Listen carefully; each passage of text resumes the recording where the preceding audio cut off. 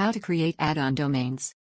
Add-on domains allow you to control multiple domains from a single account.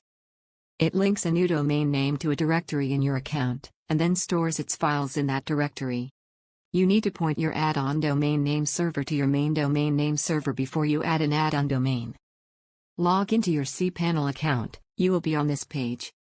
Go to the Domains section and click on the Add-on Domains icon. Under the Create an Add-on Domain option, enter the add-on domain name and click anywhere outside the input box. cPanel automatically populates the subdomain and document root input boxes.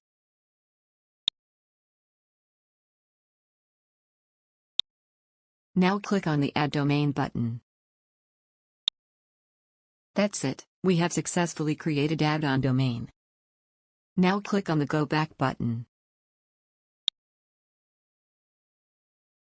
Here is the newly created add-on domain. Thank you for watching.